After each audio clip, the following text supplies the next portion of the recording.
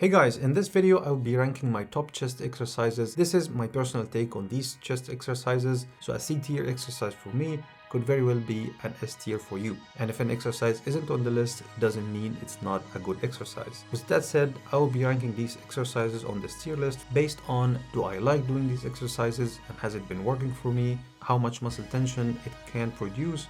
Can you apply progressive overload like adding weight, sets, reps reliably and safely, stability and risk of injury, difficulty levels in terms of how many cues you need to pay attention to do this lift properly and safely, and how much you get fatigued just setting this exercise up. Starting off with bench dumbbell flies. They don't offer enough tension to fully stimulate the chest. They have high tension at the bottom of the movement, but not as much at the top of the movement. And it's very hard to keep increasing the load. So ranking low in all criterias. That's why it's the first F tier exercise. Another exercise that doesn't make sense to me is standing plate press. It's impossible to apply progressive overload and the tension is so minimal since you're pushing against gravity.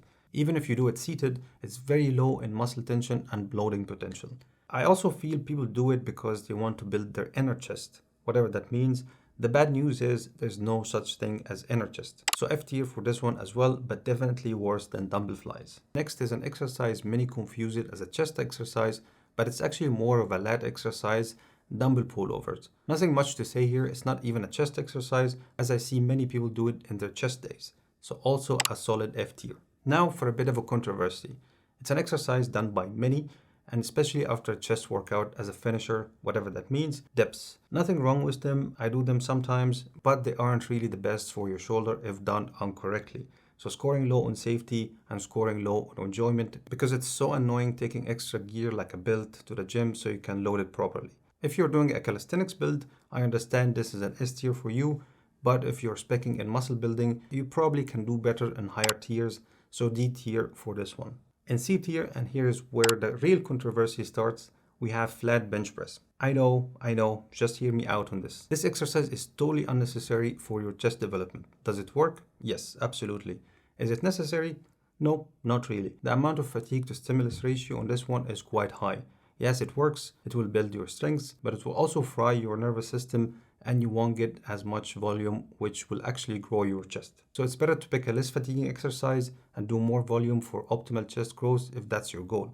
If your goal is to build strength or you just like it, then by all means use it. Next, we have high to low crossovers. Another staple in most people's chest training. The problem here is the movement to get the weight and get into position can be taxing to your shoulder and your elbows, especially if you have some tennis elbow from doing too many push pressing movements.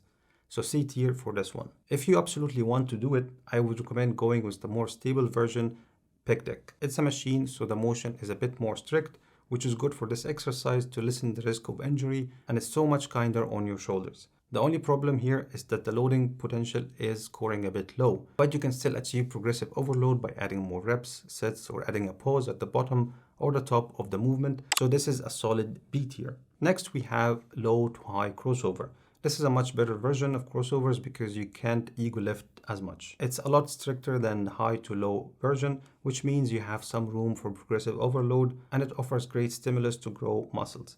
So a solid B tier exercise. Next up is the better version of the flat bench press, which is flat dumbbell press. It's not as fatiguing as its bench press brother, so you can go close to failure much easier, which leads to more hypertrophy based on countless studies at this point. It has some setup fatigue since you have to get the dumbbell into position, but it's not as high if you use your knee to push the weight up. So solid A tier for sure.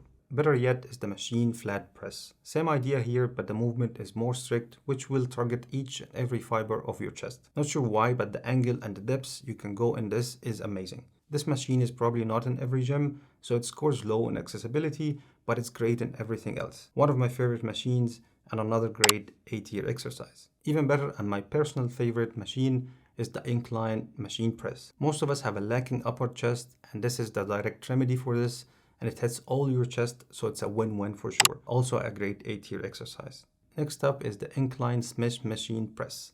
I love this because it's so concentrated on your chest, a lot easier on your shoulder. You can safely go all the way down and get all the stretch in your chest. And you can super easily go to failure on this one. If you fail, you can just re-rack the bar, super easy. Yes, some people will say it's a Smith machine. There's no data whatsoever that the Smith machine is inferior in any way than the free weight. Yes, smaller muscles might not get targeted when using this machine, but if that's the price for a much better chest development, I will take it. And also, it's not like it's the only exercise in your chest workout. If you have a variety of exercises between machines and free weight, you should be golden.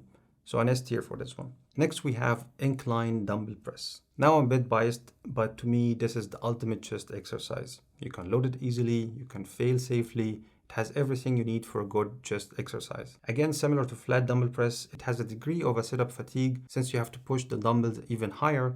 But again, if you use your knees, it should make this fatigue less. But just be careful and practice this knee technique with lighter weights first. A very solid S tier exercise.